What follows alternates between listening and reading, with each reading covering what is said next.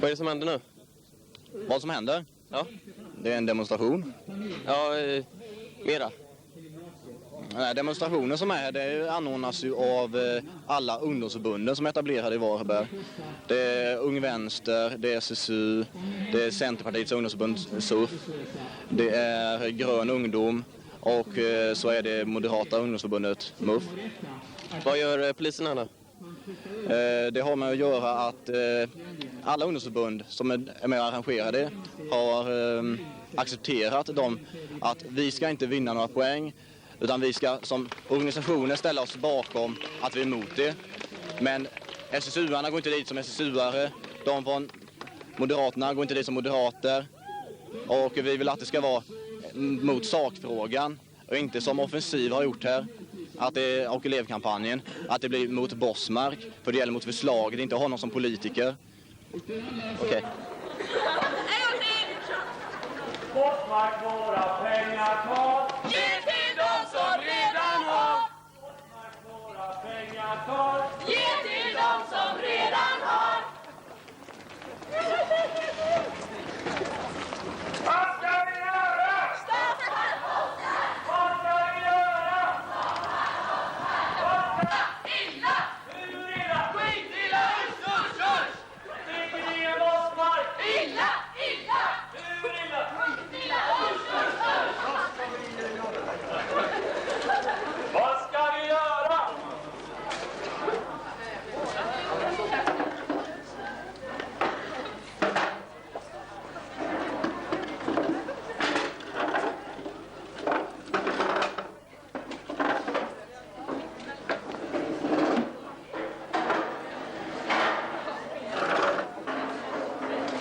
Vi kommer fortsätta motståndet mot Bossmark och det här, va?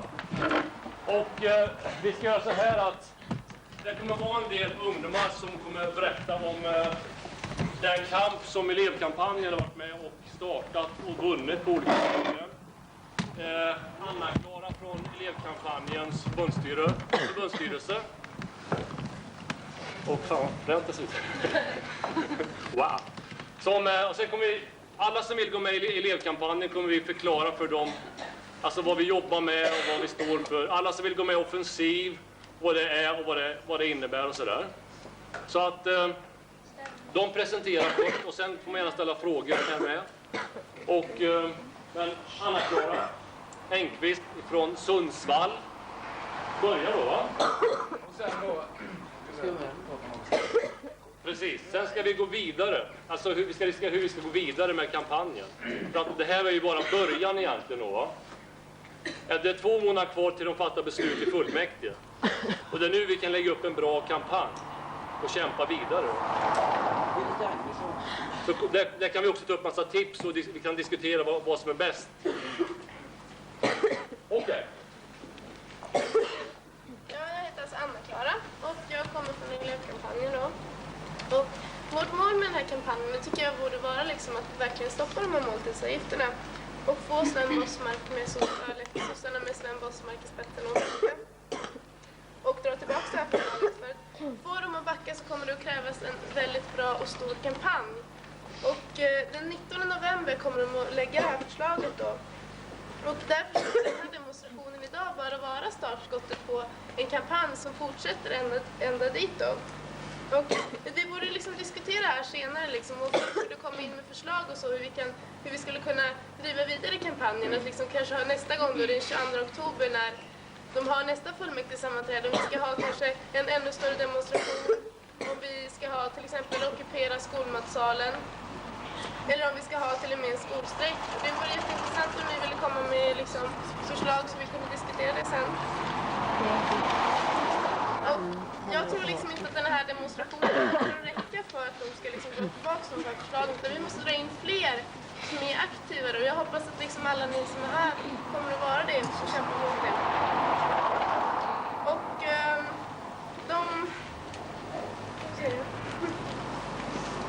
Men det finns ju vissa exempel på när politikerna har backat tidigare. Till exempel i Ystad, när politikerna ville liksom genomföra skolmåltidsavgifter, så drog de tillbaka det förslaget då efter protester. Och det är 33 nya kommuner i höst som kommer att införa skolmåltidsavgifter. Och det är 83 stycken som planerar det. Eller det är 33 stycken som har genomfört det och 83 stycken som kommer att göra det. Och skulle ni vinna den här kampanjen och ni skulle lyckas få politikerna att liksom dra tillbaka det här förslaget, så kommer det att vara ett exempel för liksom alla elever och alla ungdomar i hela Sverige. Och de här 33 kommunerna som är infört, det är en ökning med 70% om man jämför med förra året. Och under de senaste åren så har ju ungdomar och elever drabbats väldigt hårt av nedskärningar. Och de har liksom attackerats från alla håll. Till exempel 1995, då la Göran Persson förslag om att sänka barn- och studiebidragen med 110 kronor. I elevkampanjen då, vi organiserade demonstrationer runt om i hela Sverige. Vi ordnade skolstrejker. Det var ungefär sammanlagt 45 000 elever som var ute i protester. Och över hela landet då vid olika tillfällen. Och den här rörelsen, det är som det bästa exemplet på att liksom, vad ska man säga, att ungdomar inte är en svag grupp i samhället som man kan trampa på. För att anledningen till att politiker attackerar liksom skolan väldigt hårt, det är att de tror och förväntar sig att eleverna inte ska protestera. De tror att ungdomar är som en maktlös grupp. Och vi måste visa dem att de har fel. Och jag är övertygad om att det är vi inte. Liksom. Vi kan vara jävligt starka om vi är tillsammans. Och vårt svar till de politiker som säger, då är argumentet han hade idag, det var ju liksom vanligt politiskt liksom, skitsnack som alla politiker liksom säger. Och det är att liksom alla vi måste vara med och spara, vi också måste ta vårt ansvar och så. Att han inte har något val, att han måste välja mellan skolmåltidsavgifter eller liksom lägga ner eller spara på utbildningen då till exempel. Men det är ju faktiskt inte vanliga ungdomar, vanliga elever eller liksom arbetslösa eller ensamstående som får betala idag. Det är inte de som är skyldiga. Det är inte liksom vi vanliga människor som har levt över tillgångarna som politikerna försöker få det till. Utan det är liksom, om man säger, de som sparar idag, det är inte de som har pengar. Det är inte de liksom banker som gör rekordvinster. Det är inte de storföretag som slår alla vinstrekord. 1995, de 20 största företagen som Volvo, Pharmacia och Astra, de stora företagen, de gjorde en gemensam vinst 95 på 150 miljarder. Och ingen av de vinsterna har använts till att göra bättre sjukvård eller bättre skola eller liksom bättre skolmat eller någonting sånt. Och dessutom då så gäller det inte politikerna själva det här med att spara. För det är, man läser ju liksom nästan varje dag i tidningen om alla de här skandalerna. De åker på lyxresor, de höjer sina egna arvoden, de dricker sprit, de gör liksom allt möjligt för kommunens pengar. Och jag tycker det liksom rimmar väldigt illa när Sven Bosmäck idag säger att liksom skolmåltidsavgiften är en förmån. Och då ska han säga som har så mycket förmåner för liksom skolmåltidsavgiften är inte en förmån, utan det är en rättighet. Och det har varit, fri skolmat har ju liksom varit en rättighet i många år i Sverige.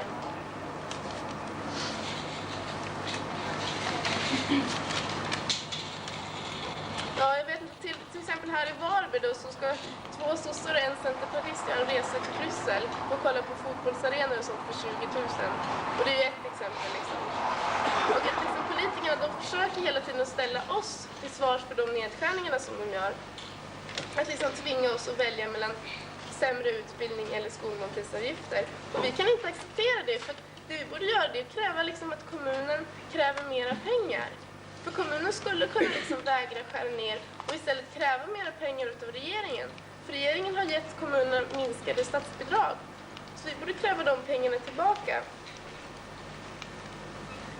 Och jag tror liksom att den här kampanjen nu fram till november, jag tror att elevkampanjen Offensiv kommer att vara tyvärr de enda organisationer som kommer att driva den här kampanjen vidare. Så jag tycker att liksom, ni som vill, ni som är beredda att vara med i kampanjen och hjälpa till, och så att ni borde vara med i elevkampanjen.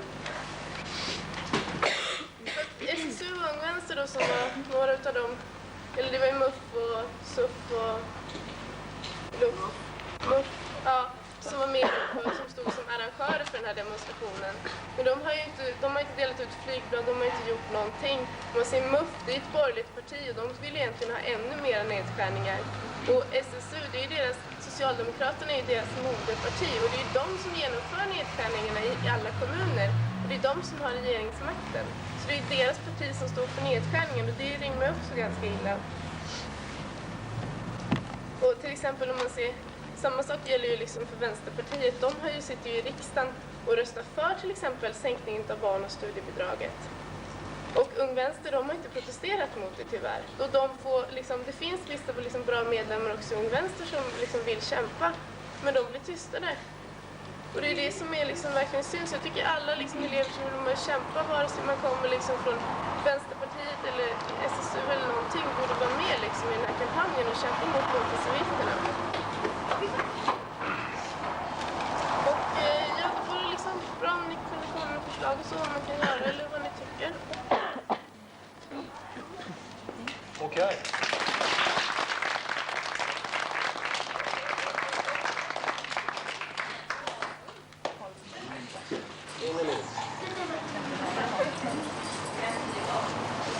Det kan vara, vi har en del andra som vill snacka. Om det är någon som har några kommentarer eller synpunkter eller idéer på hur vi kan gå vidare bäst nu då,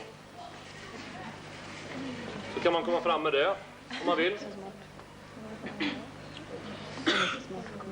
Okej, ställ här så hör alla på. Du börjar sen du då. Jag bara har en fråga. Vad gör alla fallskärmsavtalen då? För att skulle inte de finnas så skulle Sverige ha mycket bättre ekonomi än att behöva betala ut kanske ett par 100 miljoner i fallskärm varje månad till säga att de högavlönade företagsledarna. Jag undrar varför kan man inte börja ner på dem också då? För alla måste hjälpa till att betala. Det är inte bara vi i samhället utan även företagsledarna och politikerna själva också. Det är inte bara vi som låginkomsttagare som ska börja hjälpa till.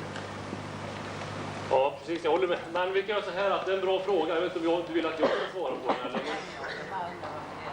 Ja, men det är ju sådär. Det är klart, det är ju djup orättvisa. Det finns många som kommer in och svarar. Vi kan diskutera även som politisk fråga.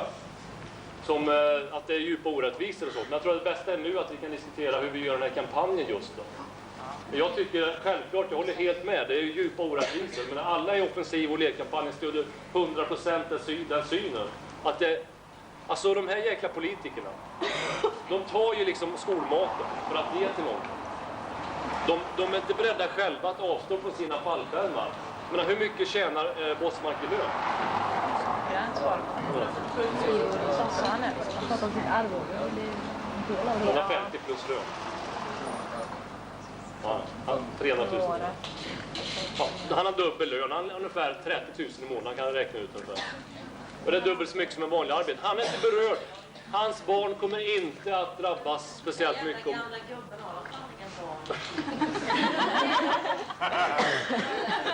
Nej, precis. Jag står vi då. Ja, är ni intresserade av att fortsätta den här kampanjen? Det har vi i de olika ungdomsförbunden som vi redan pratat om, ja. Och vad har ni tänkt göra? Vi har pratat lite grann om eventuellt, än så länge bara Ung Vänster SSU, snabbt eventuellt sockköp. Det har vi också pratat om. Grattis. Ja, kan ni tänka er att samarbeta med oss? Jag tror att vår ståndpunkt när det gäller offensiv och elevkampanjen står kvar. Vad innebär det? Vad innebär det då? Det är att vi vill inte samarbeta med er som ungdomsförbund. Det är vad vi har. Va? Men med sakfrågan? Ja, det kan man fråga sig vad det händer med den idag också. Det gällde måltidsavgifterna, inte Bossmark eller någon annan politiker, varken Moderaterna eller Socialdemokraterna eller något annat. Utan det gällde sakfrågan. Och det ungdomsförbunden gjorde, som de arrangerade demonstrationen idag, det var att jag som SSUs ordförande gick inte dit som SSU-are, Ung Vänster gick inte dit som Ung Vänster, Moderaterna gick inte dit som Moderater. Så jag gick dit som ungdomar som var emot det. Det var något som Offensiv och elevkampanjen inte gjorde. Det var det vi ville, för att det skulle inte bli någon tyngdpunkt på någon eller någon skulle vinna något politiskt på detta, förutom att stoppa måltidsavgifterna. Kan jag säga något? Ja. En del av ni som på allmän så träffat mig redan. Jag är Lorenz, jag är från Offensiv. Jag vill säga, som jag sa där på demonstrationen, jag tycker det var ett jävligt bra början den här demonstrationen idag. Att politikerna, Bossmark, de som kommer att fatta beslut, verkligen skakas av det här. Och det är liksom ni som står för det. Så det är det första jag vill säga. Men vi vet att liksom, det är svårt att få dem att backa. Det kräver mycket. Men vi tror liksom den här kampanjen kan vinnas. Vi kan pressa tillbaka dem. Det kommer kräva att ni går tillbaka. Jag skulle säga bilda elevkampanjen klubbar på sin skol. diskutera de saker som vi diskuterar här om ny förslag för aktioner. Så det är ett väldigt bra förslag som de har kommit på PS med det där med ockupation i matsalen. Man måste till och med vara beredd, om inte politikerna backar nästa gång kommunfullmäktige har en möte om en månad den 22 oktober, så måste man även diskutera frågan om en endags skolstrejk. Som ett sätt att visa dem att vi menar på allvar, att ni menar på allvar, att den här måste stoppas. Att man har inte råd med den här förslag från Bosmaga. Jag håller inte med vad du säger. Du säger att det är bara sakfrågor. Förstås det är sakfrågor, men den politiker som stod där och pratade för 95% av demonstrationen, av demonstration, var just den politiker som har drömt upp den här vansinnigt förslag. Och jag tycker vi har alla rätt att kritisera och kräva att han avgår. Han är politiker, om han kan inte liksom tåla den typ av kritik, han borde avgå faktiskt. Och du får inte säga till oss att vi kan inte kritisera de personer som kommer fram med förslag. Ja, men jag bara säger någonting. Vi vill samarbeta. Det är elevkampanjen som har polistillstånd för den nästa demonstration den 19 oktober. Vi vill samarbeta med alla. Vi bjuder in alla de som är emot den här förslaget. Vi vill ha en bred samarbete. Det var ett väldigt bra samarbete mellan oss till exempel och Nej till EU som har varit väldigt aktiv och gjort ett väldigt bra jobb i den här kampanjen. Men det viktigaste är att organisera sig på skolorna, diskutera de här frågorna.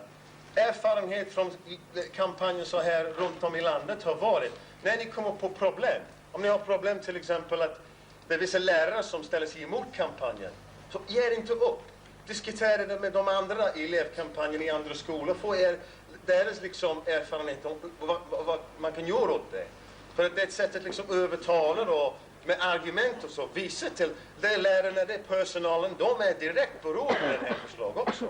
Det är en bakslag mot alla som jobbar inom utbildningen, inte bara elever. Men jag vill säga det har varit väldigt, väldigt bra, men det måste vara ännu större den 22 oktober. Vi har 4-5 veckor att förbereda nästa steg. Det innebär att man måste organisera sig. Det innebär att man måste se till, för varje en av ni som sitter här, och övertyga liksom 10 stycken att komma på nästa demonstration.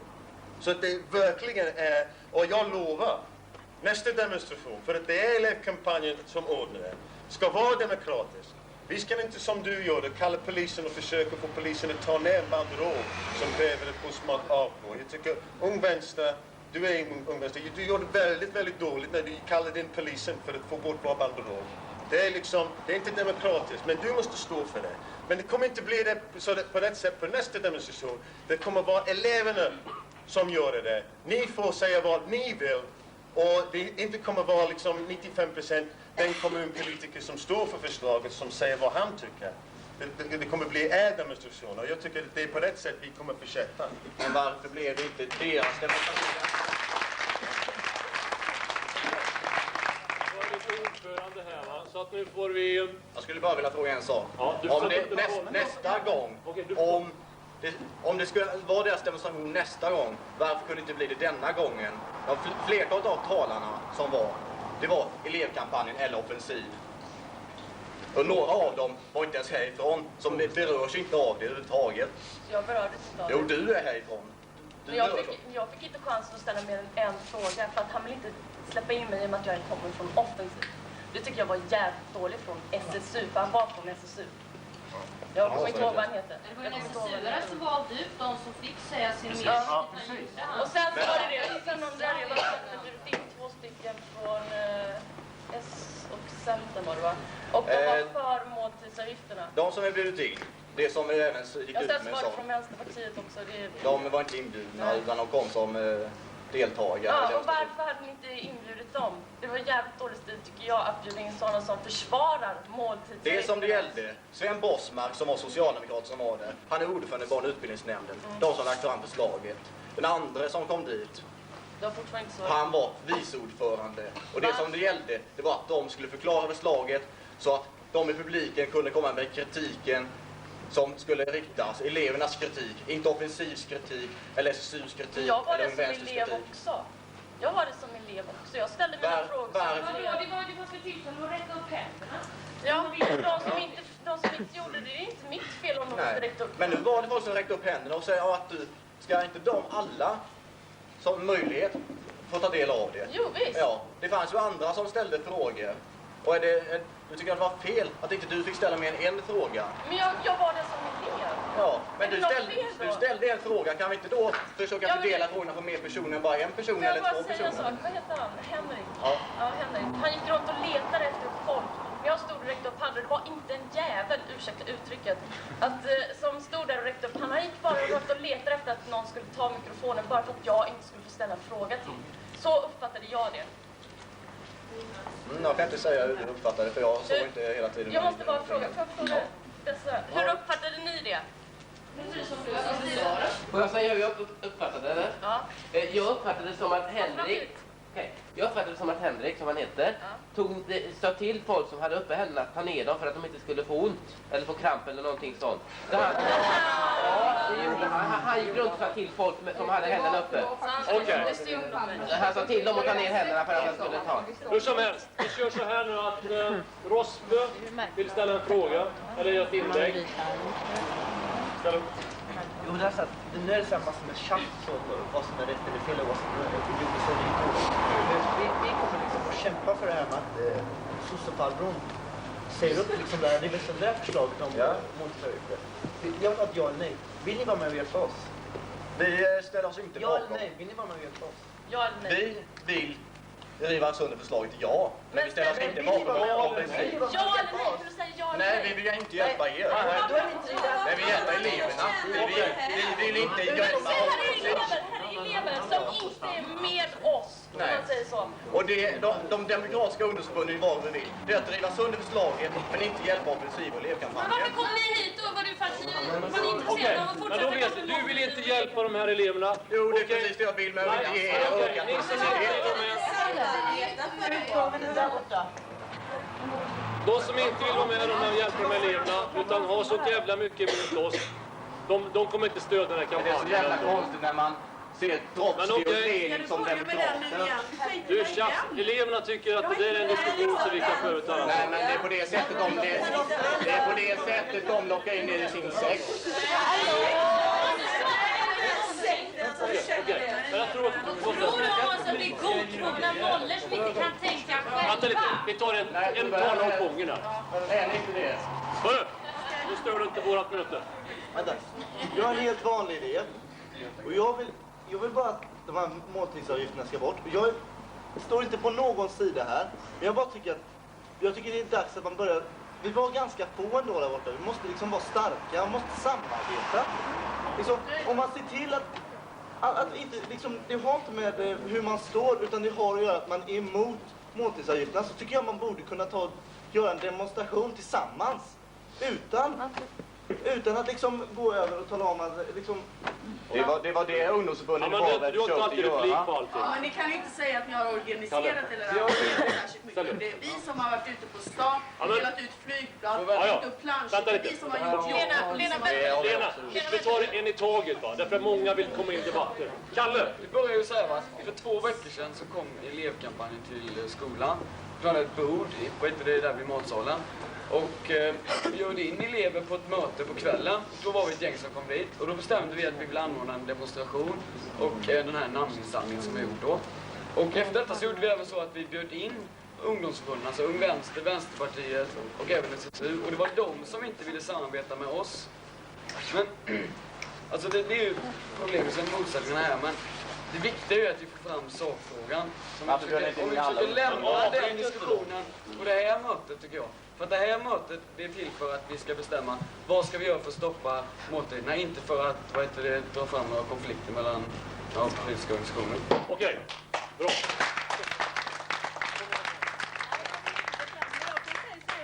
Jag tycker att alla eleverna ska kunna samarbeta och att försöka ta med era föräldrar också nästa gång.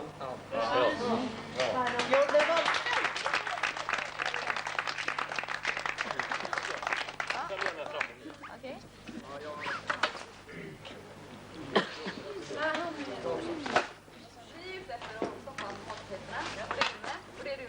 Varför kan ni inte samarbeta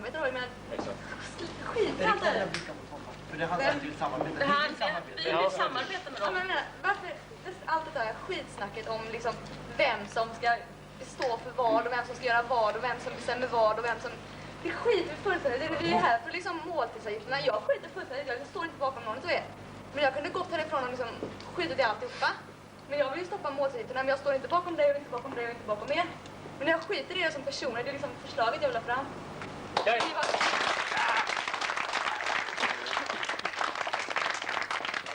därför vi vill ha en politisk oberoende demonstration.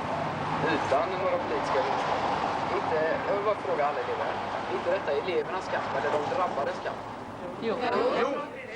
Just där. Men då är vi överens då att vi Men i så fall, vad gjorde till exempel den här skylten här? Detta är politisk. Allt är politik. Men vad är han är politiker. Sven Bussmark är sosse. Politik och partipolitik. Men där tycker jag att ni har gjort fel offensiven de skyltarna. De har ingenting med att göra egentligen. Det är det, ni har gjort fel på det. Men okej, att ni har kommit fram med en bra förslag vad ni ska göra. Och det är jättebra. Kan jag få ett punkt? Tack. Men de skyltarna har ingenting med det att göra egentligen, eller hur? Jag har det, jag ska förklara sen. Det var det ungdomsförbundet tog fram. Jo, just det. Det var det. Vi gav oss alla våra brister, exempel de här skyltarna. Och vi ville absolut, vi har förklarat det för dem också att vi inte ville ha en massa skyltar och röda banderoller och allt vad det var här. Utan vi ville att det skulle vara elevernas kamp, där fick vi dit som elever och inte som organisationer. Vilket ni gjorde.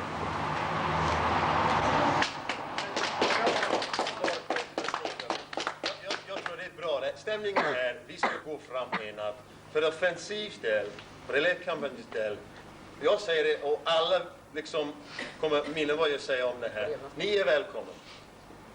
I vår gemensam kampanj, det är inte elevkampanjens eller offensiv, det är en gemensam kampanj. På demonstration om en månad, nu är välkomna, det är bra att ni är emot tidsavgifter. Vi kommer inte göra som du försöker göra idag, och det är att stoppa folk från att tala. Det kommer att vara demokratiskt. Ja, men om den här frågan, jag vill bara säga, kolla, ni som står här, kan du förklara på vilket sätt jag försöker stoppa någon att tala? De får prata till punkt. Du får prata. Du får sen. Du får chans. Det är en demokratisk möte. Så vad jag tycker är viktigt är att liksom, man går tillbaka till skolorna, man tar information. Jag tror det bästa skulle vara om en vecka, tisdag, nästa vecka, så en ny möte här, en planeringsmöte, att det kommer att vara affischer och material kvar för en ny aktion i oktober. Så att man kan redan börja mobilisera i skolorna och se till, som någon sa, att vi ska få ännu fler, inklusive föräldrar, personalen, lärare, till en riktigt stor demonstration i oktober. Det är det som är viktigt. Och jag vill bara svara på din fråga om det här, vad är det med saker och ting att göra? Det är så, liksom, vi tycker att alla får flagga ut, kan man säga, öppet. Alla får liksom ha sina banderoll. Om ni bildar någon förening och tycker att lösningen är så här, ni har alla rätt att säga det. Och vi kämpar tillsammans med en gemensam mål för att stoppa måltidsavgifter. Men därför vi i Offensiv vill ha vår plakat där. Det är säkert många som har träffat mig och vet liksom, det är jag som pratar med dem och får dem att komma hit på demonstrationen. Och då har offensivmedlemmar gjort, och elevkampanjen har gjort, och Nej till EU har gjort. Men tyvärr, SSU och Ung Vänster har satt och pratat bara bland dem själv. Och bjudit in MUF som har kanske en medlem i hela Varberg. SUF som har kanske en halv medlem i hela Varberg. Det är liksom en massa papperorganisationer och vi har siktat på att få 9 elever här på demonstrationen. Så att den här kan vara startskotten till en kampanj som stoppar den här förslag. Och det är därför liksom att vi är öppet var vi står. Och vi tycker att liksom, skillnaden är att vi vill att liksom, elever kommer med på demonstrationen. Vi bryr inte om MUF och SUF och vad de heter. Var fanns de förresten på demonstrationen? Det var liksom... de fanns inte. Du tar upp hur många medlemmar de olika organisationerna har i Varberg. Men det har inte ur saken med att göra. Det var ett antal muffar som var där. Det var ett antal från Grön Ungdom. Hur många från Centern vet jag inte. SSU var ett gäng. Ung Vänster var ett bra gäng. Men det var ungdomar från Varberg. Här har vi Roland från Göteborg. Du själv från Stockholm. Anna-Klara längst bak från Sundsvall. Ja, men det är eleverna i Varberg som ska slippa måltidsavgifterna. Inte olika personer runt omkring i landet som enbart kommer hit för att öka sin organisation. Men då kan du inte säga att du är Jobby, då ska du inte bry dig med dem bara för att du bor här. Ja, men de bryr sig inte om er. Okej, du. Okej. Nej, men kan ni inte bara glömma det liksom? Men det spelar väl ingen roll. Liksom, glöm det bara och så samarbeta. Så, är det något politiskt som organisationsgnabb och sånt så går jag bara härifrån för då skiter jag fullständigt i allting. Då lägger jag ner. Det är svårt, vi måste lösa saker. Mattias? Som ni ser så är jag från Offensiv. Och som ni ser, ja ni kanske inte ser. Som han säger, jag är från Göteborg. Och han säger att jag har ingenting här att göra. Eller Roland, eller hon. Anna-Klara, som är från Sundsvall, har ingenting här att göra. Att bara Varberg ska vara här. Men, ursäkta mig, men är inte det i 30 kommuner man har lagt de här avgifterna? 33 kommuner. Det är förslag upp mot 80 kommuner. I Partille i Göteborg så kommer eleverna få betala 1800 kronor per termin. I Västerås är det 1300 kronor per termin. Det här är ingen Varbergfråga, eller Göteborgsfråga, eller Stockholm. Det är en nationell fråga. Det är en internationell fråga. Och vad vi gör är att vi bedriver kampanjer runt om i hela landet. Och vi har ingenting emot SSU eller vänster. Ursäkta mig hes, jag har skrikit en del. Vad vi gjorde i våras i Göteborg var att vi räddade en hel skola, Kortedala gymnasium, från nedläggning. Det skulle läggas ner. Det var en av Sveriges bästa skolor som kunde bäst koppla ihop praktik och teori. Den skolan som de flesta mäter. Så den punkten ska Rosberg gå in för han var en av dem som gick på skolan och ledde den där kampanjen tillsammans med alla ungdomarna. Honom kan ni gå till, han vet allt om det. Vad jag menar är att då var vi enade, vi hade med oss inte bara elevråd ifrån den skolan, vi hade med oss från alla skolor. Vi var elever, vi var elevråd, vi var förbund. Vi kunde bjöd in flera förbund. Och här nu så har vi försökt med bespisningspersonalen för de är lika drabbade. Det är deras tjänster som reduceras när folk inte längre har äta. Men ni vill förbjuda politiska symboler, men när vi säljer vår tidning, där står det hur vi vann i Ystad, hur vi bedrev kampanj i Malmö, Sundsvall, Stockholm och hur vi vann i Göteborg. Det är ett alternativ. Och var och en elev har en hjärna att tänka med, det har jag. I alla fall. Det tror jag ni också har. Och om jag för måltidsavgifter, då måste jag dit. Jag gör det, så gör jag det. Liksom. Om ingen vill köpa min tidning, då slipper de det. Men man kan inte förbjuda någon annan att köpa den. Det är odemokrati. Och det är bara genom enad kamp vi kan komma fram så käbblet liksom. Ja, nu har ju sedan en person sagt.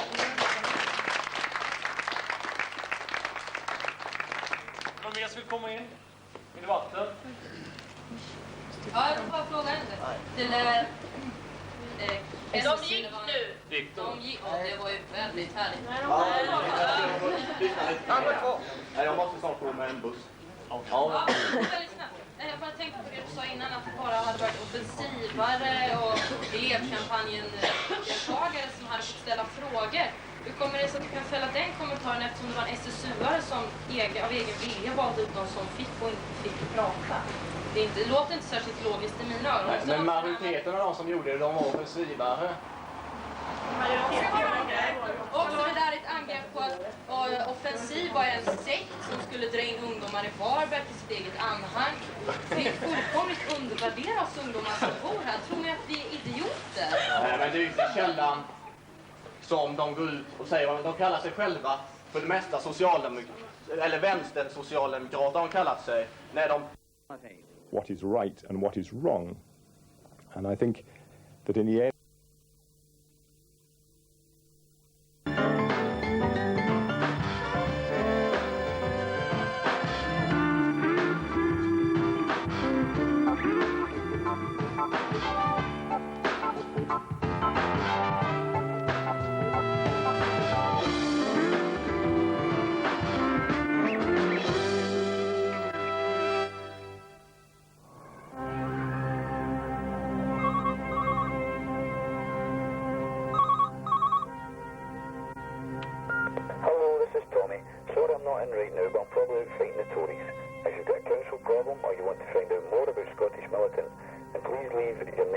I'm a socialist, which is the most important point to make, because people like me are cast aside as extremists, when in actual fact, what is a socialist? All the best and take care. A socialist is someone who wants to eradicate poverty. A socialist is someone who wants to see more equality brought into life. A socialist is someone who wants to see our kids being given a better opportunity, who wants to see our pensioners retiring earlier and having a better life. Is that utopian? Is that maybe idealist? Well, maybe it is idealist. But you know, the problem in society today, I would argue, is we don't have enough idealists. Morning, Alec. How's things? Smashing, pup, smashing. See you later. I think Tom is tremendously charismatic, attractive personality, very popular, especially amongst young people, especially amongst the people who have little or nothing. And he is a remarkable agitator. Tommy Sheridan in Glasgow in the 1990s is a brave man who's defied and tried to overcome all sorts of difficulties and has a struggle. But if Tommy Sheridan gets power in 20 years' time, I'm quaking in my boots. Well, he's unpopular with the Labour Party because he shames them. I mean, if you want to be really unpopular with the Labour Party, that's the way to do it. You do the job that people think that they should be doing. Tommy was one of the national leaders of the anti-poll tax federation, arguably the most popular movement of its kind in this country in living memory, which contributed to the dumping of Margaret Thatcher. Not only that, he led it from prison, where he went to on a point of principle related to the poll tax. And from prison, he won a democratic election. Crowds of well-wishers gathered from early this morning to welcome prisoner C292 back to freedom. Less than an hour ago, the waiting ended when Tommy Sheridan stepped smiling through the gates of Saughton Prison. The first to greet him was his staunchest supporter, his mother Alice. Sheridan then spoke to Scotland Today. 4 months in prison, what happens now? Well, what happens now is we take up the fight against poverty, against injustice and against the poll tax through the Glasgow City Council. As you know, I was elected a councillor while I was in there. The people of Pollok have invested a great deal of faith in me, and I thank them for that, and I hope to repay that faith. Hi, Jim. How's things? What's your game? Aye.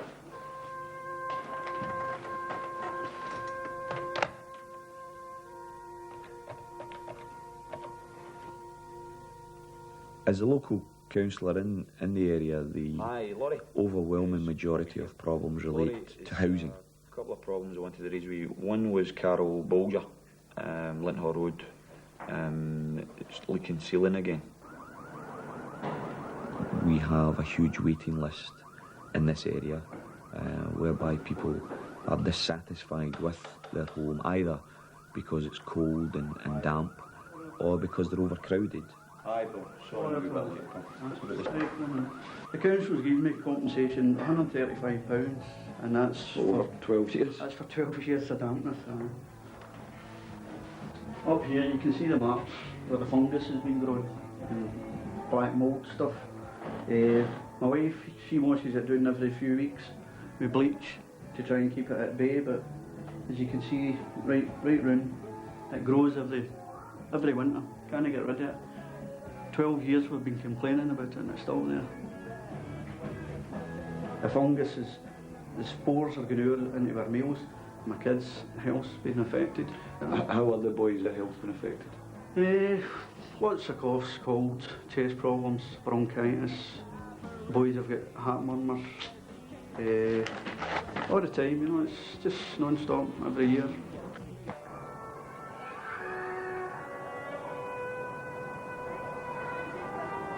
It's horribly frustrating, I've got to say to you.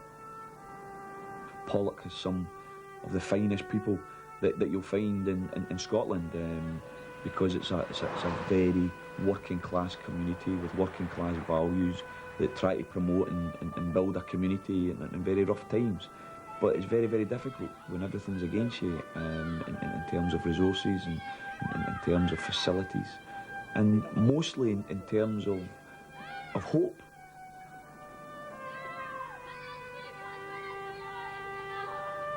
Unlike all of the generations before, from the Second World War onwards, the 40s, the 50s, the 60s, the 70s, these were all hard generations. I'm not trying to say things were easy, but I think parents could always look at the development of their kids and think that their kids' lives would be better than what their mother and father's lives were and what their lives were, and there was a progression. I don't think there's any sense of progression now, or that sense of progression is at the very least seriously undermined now, where a lot of parents are looking at their kids and thinking, things are getting worse. They tell us we're extremists. We're extreme. We're extreme because we want to take people out of poverty. We're extreme because we want to give people homes. We're extreme because we want to have a decent health service. We're extreme because we want to give people a decent living wage. If I was Prime Minister, one of the first policies which would have to be introduced would be the socialisation of industry. The top 100 companies, we would have to socialise those major companies. We would have to bring them into societal control in order that we can draw up plans of production, in order that we can direct the resources that exist in society to meet the problems that exist in society. And one of the associated policies immediately that we would be introducing would be a 35-hour week. I think it's insane, isn't it, that we now have 25% of the British workforce who work 48 hours a week. A 35-hour week would not only liberate workers and give them more time to spend with their family, more leisure, it would also create 1 million jobs. Problem is, we have such low basic wages in this country. We've got 10 million people who work for £130 a week. If they never had overtime, they couldn't survive. That's why, as part of a shorter working week, we have to introduce a minimum wage. A minimum wage which is set at the European decency threshold. The European decency threshold is 68% of average earnings. In our society, that would mean £6 an hour. That would mean £217 a week. We get told by the Tories and the new Tories within the Labour Party that we can't afford it. Can't afford £6 an hour. And yet we can afford to pay the likes of Cedric Brown with his nose in the trough of the British Gas Company £475,000 a year. And we're asking for £6 an hour. When you put it like that, you realise... My name's Gail, and I've been going out with Tommy now for about 4 years. I do get fed up with the amount of time that he puts into the politics. I would prefer that he spent most of that time with me. But if he wasn't that type of person, maybe I wouldn't love him as much as what I do. I do think he would make a good Prime Minister, because nobody could be more obsessed with helping other people. I mean, sometimes it is an obsession with and helping other people, and no other Prime Minister, I think, could have that commitment. No other Prime Minister has had that commitment. It surely would not have happened with any other government. All we've got on offer in relation to politics today is the same tried and tested, failed politics of capitalism. Trying to manage irreconcilable factions within his own party. Look, you can't tell the difference between them. Just stereotypes. Unfortunately, the Labour Party today is no longer a socialist party. They don't stand for a change in the social and economic system. They stand to manage capitalism better. No, they don't like it, do they, Madam Speaker? They don't.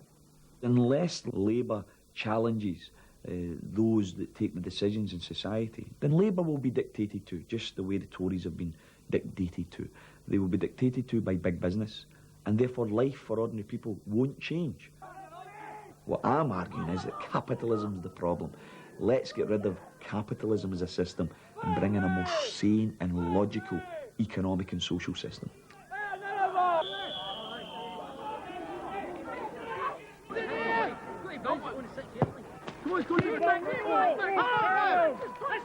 Stop, mate. Stop. But it's important to keep yourself fit as a socialist, because we've got a long road to travel. It's a marathon you're involved in, and you have to be able to last the pace.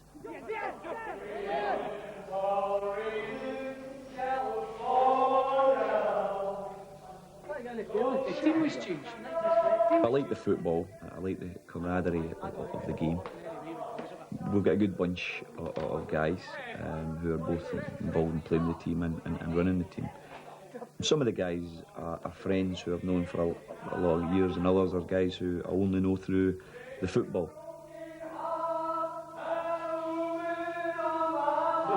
Corner Linkies, #1. My central argument, of course, is that the economy that we've got now stinks. The economy that we've got now is so inefficient, it's so unjust and unfair, it keeps the overwhelming majority of people under the thumb, while the rich and the wealthy are laughing all the way to the bank.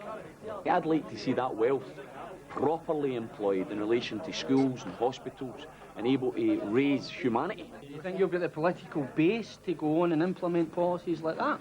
Well, socialism has to be popular, Tom. It can't be implemented by a minority. There's no doubt about that. I mean, we have to build a massive movement.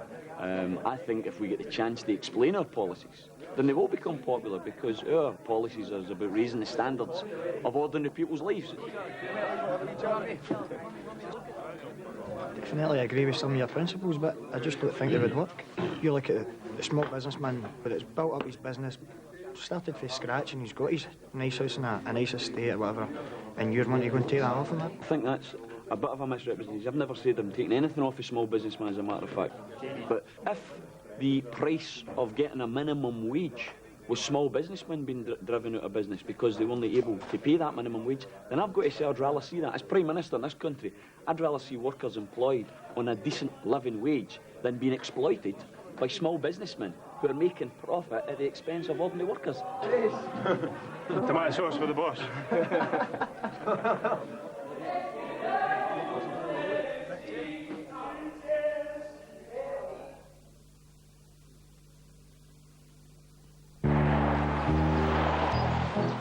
Oh, we are looking sporty this morning.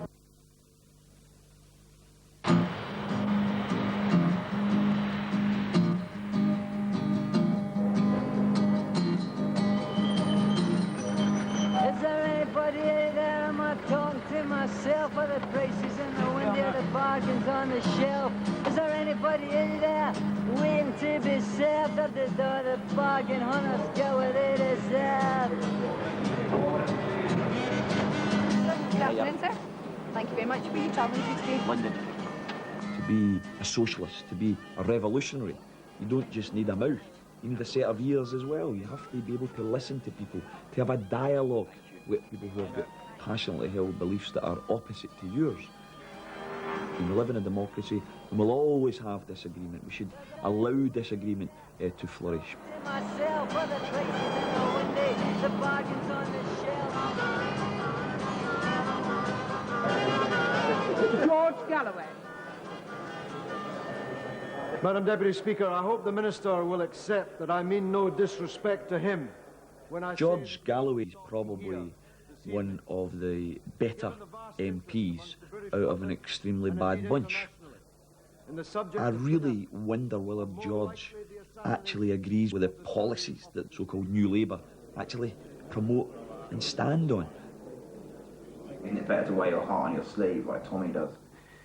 Well, if you want to lose the election, I suppose it is. This is, I think, the fundamental difference between myself and Tommy. If you go around brandishing your innermost wishes and desires in a way which will alienate key sections of the electorate that have to be won, then you may have the satisfaction of purity, but you will not have made a contribution to defeating the enemy.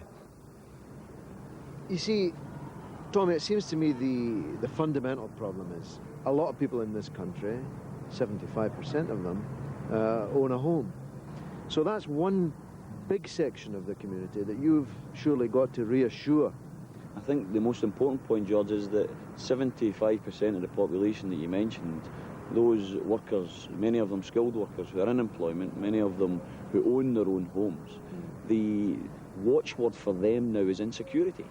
And our policies, nationalisation of the banks and insurance companies, we're talking about stable mortgages. How secure would their mortgages be if you nationalise the banks and insurance company and the City of London collapses and there's a run on the pound such that the pound becomes almost valueless? Because that's quite likely to happen. George, there's no reason for us to worry about the City of London stock market trying to pull the plug. I mean, let's face it, the majority of the stock market is about fake money, chasing other fake money throughout the whole of the world. We're talking about the real production in society, and we'll have the access to control that production. But the cost of expropriating the top 100 companies in Britain, if you're going to compensate the shareholders, is almost uncountable. I would like to see an elected committee of our pensioners, of our one-parent families, of our current unemployed, who would be able to assess the needs of the shareholders. And shareholders who are in the basis of need should be compensated. But I've got to say to you, George, that when Cedric Brown comes to me and says that he needs another £2 million compensation in relation to the fact that he was the director of British Gas, then I'm not in favour of using our money to pay off some of these fat cats who have done very little in terms of producing anything in this country. What you're talking about, Tommy, is a revolution. Going to Victoria, mate? Thanks a lot. Perhaps, as an older bull, I can say to you as a younger bull, maybe we ought to take a slower walk down into the meadow. George is in a straitjacket, isn't he? One, because he's in the new Tory Blair Labour Party, but also because he's in the big house there. I mean, the den of iniquity. I'm reminded of a story relating back to 1867, where the River Thames on the other side overflowed with human excrement, and they had to order chloride of lime-soaked sheets to be hung outside to keep the smell out. I would argue today that you would have to hang the same sheets, but this time you should hang them inside to keep the smell in, such as the stench of corruption and sleaze that goes on in this place. And if that's democracy in there, then quite honestly I'm a giraffe, because really it's an aberration of democracy. The chap I'm going to see now is Hugh Roberts, who was formerly employed in the Electricity Board when it was public, then became an advisor to one of the privatised utilities. And I'm going to be arguing that the utilities, water, gas, electricity, could be better supplied, more efficiently supplied, and certainly more socially applied than they are in the private sector. Nice to meet you. I think the point that one needs to bear in mind is that whatever the philosophical attitude to privatisation may be, the actual practical effect on the ground has been almost entirely beneficial. People are paying less for their electricity. They don't get cut off if they don't pay their bills, as they once did when it was in the state sector. This type of propaganda is the type of propaganda we're used to in Scotland, where we have, of course, the installation of power card prepayment meters, which means, yes, statistically speaking, Scottish Power no longer cuts people off at source. Of course, if you can't afford to buy your power card, then you cut yourself off, and that's what's happening. The problem is, Tommy, that on the ground, the service is better. It's no good saying it's not better when I can show that the number of times that people suffer power cuts in particular companies is lower than it once was. And the reason for that is we're investing. You guys have invested only the money which you haven't paid out in shareholder dealings. And you had the comments only the other day from the chairman of Southern Electricity making the point that as far as they're concerned, their job is to maximise the return for their shareholders. There's been a 297% return for their shareholders since privatisation. Well, that's the problem, isn't it? The utilities shouldn't be about return. The utilities should be about quality of service. And you guys are now prioritising profit above service. You look at places like Yorkshire, you look at the water droughts, you look at the sprinkler bans, you look at the hosepipe bans. Look at the problems that Yorkshire Water are facing because of their failure. And it is that same pressure which comes because customers matter now. Well, as I said to you, I would disagree with you 100%. Is there anybody out there? Am I talking to myself? Are the prices in the window? The bargains on the shelf? Is there anybody out there waiting to be served? Or the door the bargain hunters get what they deserve? We're on our way to Canary Wharf now, which is probably the epitome of Thatcher's capitalism. It really is almost the heart of the beast. I'm going to see Charles Moore. He's the editor of the Daily Telegraph. They call it the Daily Torygraph because of the line it takes in politics. He's a representative of big business, of the free market. I'm against the free market, and therefore we'll get fundamental differences. So hopefully we'll have a good debate.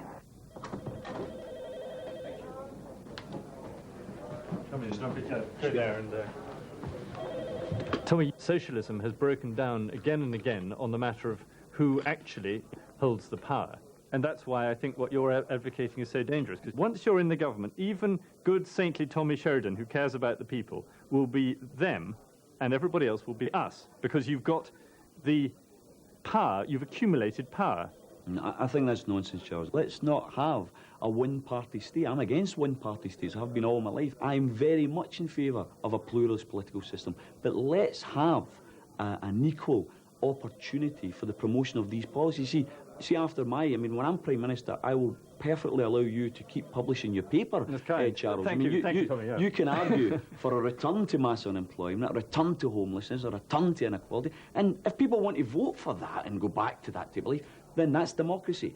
But right at this situation in time, we don't have on our political agenda an alternative to the free market. You're assuming that there's a massive deception taking place. Absolutely. Well, if that's the case, you're assuming that the British people are very stupid. Not because you're not deceived. Not necessarily, and if you're Charles. not deceived, why aren't the British people? I think the British people are desperate, Charles. They're desperate for change. In 1992, Charles, 44% of 18 to 30-year-olds didn't bother to use their vote.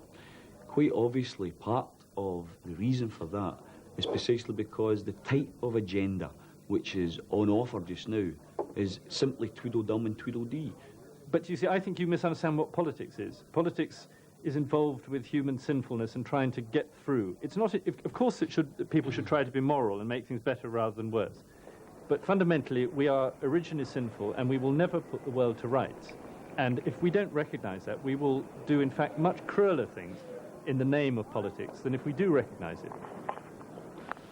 This is Tommy Sheridan of Scottish Militant Labour asking for your support today in our stall against water privatisation. The Tories intend to privatise the rain. I'm confident we're going down the socialist road. There's no doubt about that, because there's no ruling class that could withstand the power of ordinary people once they have grasped the ideas of socialism, of radical change.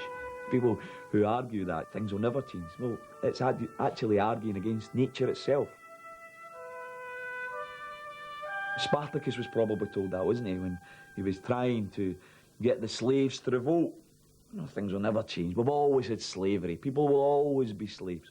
But it took people like Spartacus to try and encourage people to revolt, and they did revolt, and they did change society.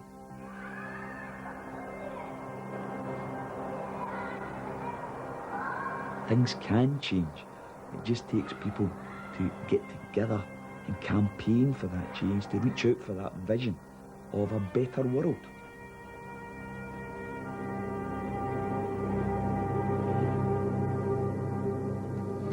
And next week's would-be Prime Minister is author and broadcaster Germaine Greer. Is there anybody out there? Am I talking to myself? Are the prices in the window? The bargains on the shelf? Is there anybody out there waiting to be served at the door? The bargain hunters get what they deserve.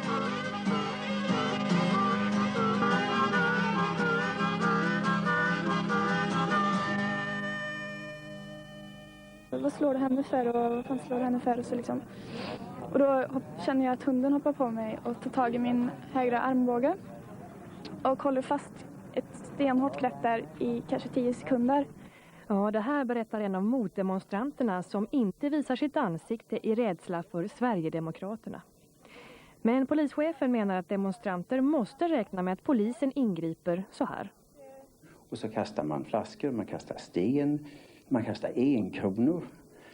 och annat. Och det är klart, det är icke accepterat. Utan då måste så här, polisen ingripa.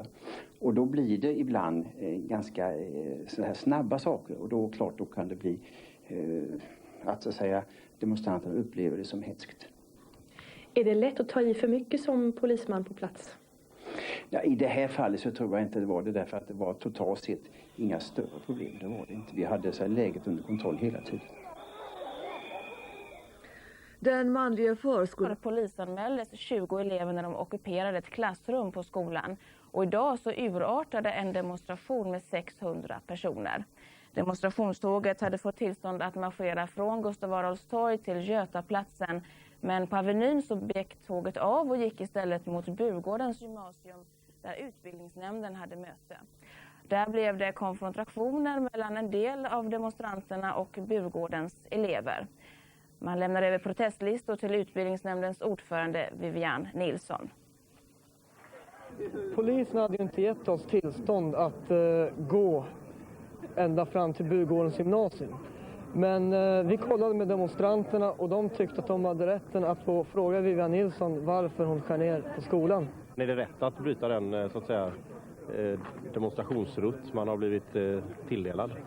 Ja, enligt lag behöver man inte demonstrationstillstånd för att demonstrera. Utan det har man ju bara för 2 ordningsregler, att inte demonstrationer ska urarta och att inte demonstrationer ska störa trafiken. Är du nöjd med demonstrationen då? Jag är mycket nöjd.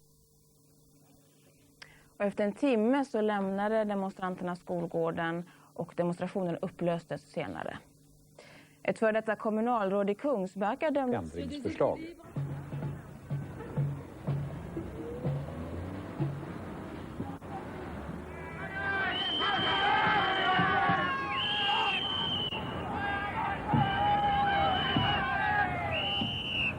Hösten 1996. Varje dag samlas de utanför grindarna till Liverpools hamn. De hamnarbetare som blev avskedade när de vägrade passera strejkvakterna. De flesta av dem har arbetat länge i hamnen, kanske i 30 eller 40 år. Men nu är de utkastade. Oorganiserade arbetare har tagit över deras jobb.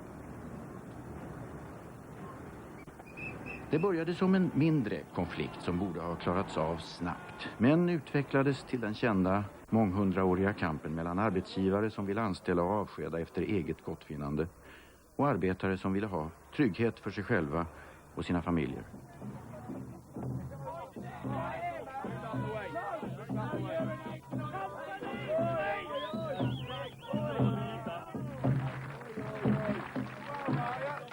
And you can rest assured we will fight on, because there's not going to be any sellout in this dispute, regardless how long it goes on for. When this dispute is ended, it'll be ended to the satisfaction of everyone here, the 500 Liverpool dock workers. Keep the struggle going, boys. Keep up the fight. And the inspired words you'll get off our international comrades should give you the spirit to do that. Victory to the Liverpool Dockers. Every worker man's got to have good paying conditions, and if you don't stand up for yourself, and if the trade unions don't back the members, you don't get good paying conditions, and therefore you don't get a good standard of living. The most important thing in any job is the rate for the job. Once you lose the rate for the job and let agencies take over, you're finished. You know, you'll both start killing each other for work. The major thing for us is that if we lose, then not only have we got no future, but neither have our children and our children's children. It's something we've got to win. Hamnarbetarnas historia är historien om kampen för fast arbete, reglerade arbetstider och avtalsmässiga löner. Alla fasar för att den gamla onda tiden ska komma tillbaka. Fram till 1967 anställdes hamnarbetarna per dag och förmännen gick runt och valde ut dem som skulle få arbete.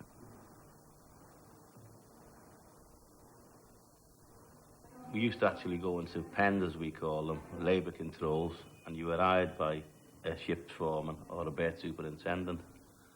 And you were hired at the whim of that superintendent or ship's foreman. If he didn't like your face, if he didn't like your religion. So if the hand never went on your shoulder first thing in the morning at 8 o'clock, there was no work for you. You were sent home and you had to report back at 1 o'clock for further hire.